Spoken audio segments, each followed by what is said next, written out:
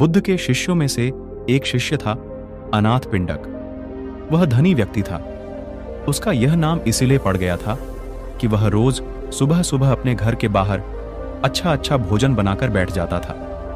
उसके पास जो आता था उसे वह खिलाता था। वह अनाथों के पेट को भरता था, अर्थात सबका पेट भरता था। इसलिए उसका नाम अनाथ पिंडक पड़ गया। वह अपने काम और नाम से प्रसिद्ध हो गया था।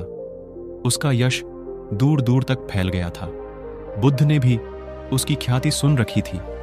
बुद्ध उन दिनों अपने 1000 सन्यासी भिक्षुकों के साथ वैशाली नगर में उपदेश दे रहे थे और लोगों को असीम शांति प्रदान कर रहे थे। अनाथ पिंडक को मालूम पड़ा कि मेरे नगर के पास ही बुद्ध अपने अनेक शिष्यों के साथ आए हुए हैं। वह उनके दर्शन करने गया। वहां पहुंचने पर उसे बुद्ध के दर्शन हो गए। बुद्ध शांति, आनंद और प्रेम की मूरत थे।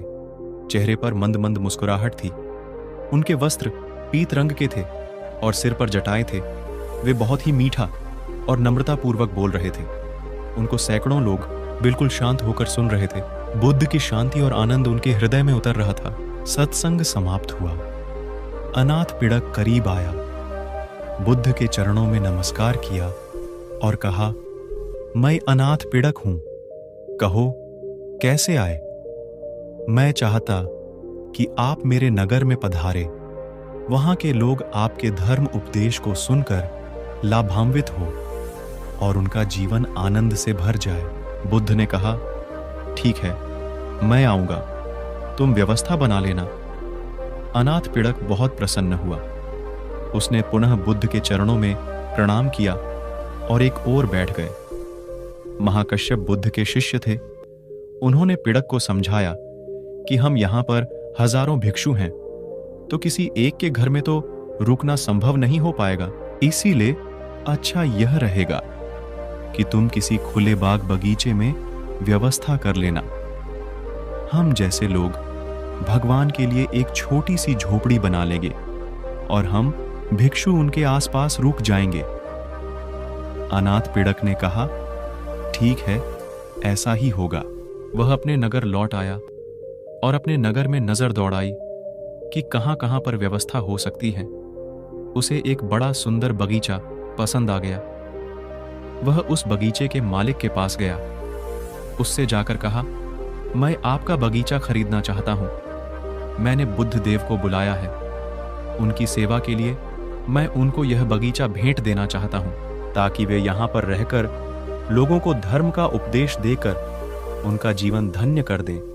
बगीचे का मालिक संत महात्मा के प्रति श्रद्धा नहीं रखता था, इसीलिए उसने साफ मना कर दिया, मैं तो बेचूंगा ही नहीं।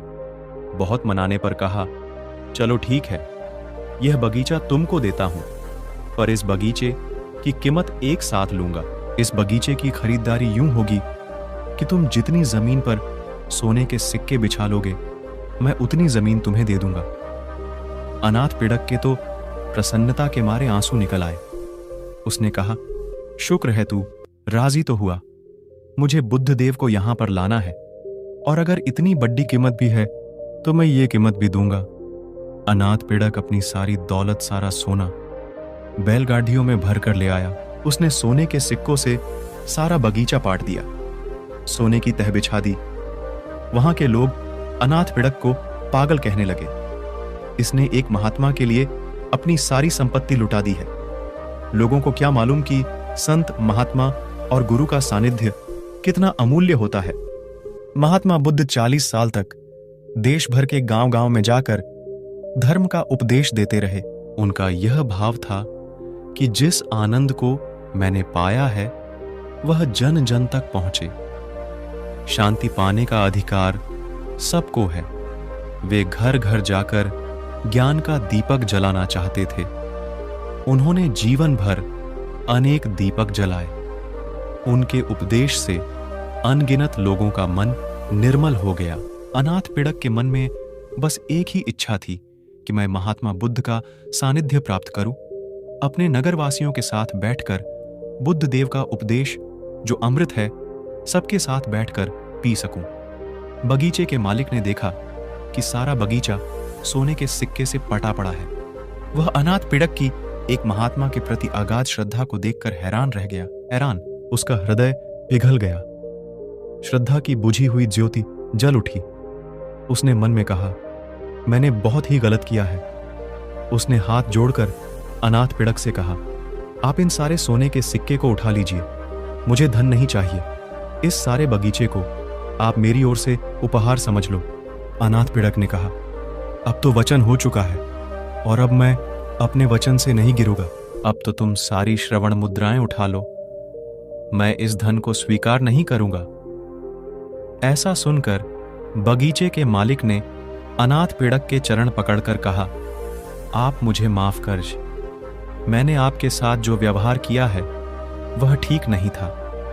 आज मैं पछता रहा हूं और मुझे स्वयं पर ग्लानि हो रही है। अनाथ पिड़क को उस पर दया आ गई। उसने उसको एक उपाय सुझाया कि महात्मा बुद्ध जब कुछ समय बाद धर्म उपदेश की वर्षा करके दूसरे गांव जाए तो तुम वहां पर जाकर उनके और उनके सारे शिष्यों के रहने की व्यवस्था करना। धन के लोभ से सत्संग का लोभ कहीं अधिक श्रेष्ठ होता है। तो दोस्तों, आपको यह कहानी कैसी लगी कमेंट में जरूर बताएं और ऐसी ज्ञानवर्धक वीडियो देखने के लिए हमारे चैनल को लाइक और सब्सक्राइब जरूर करें। धन्यवाद।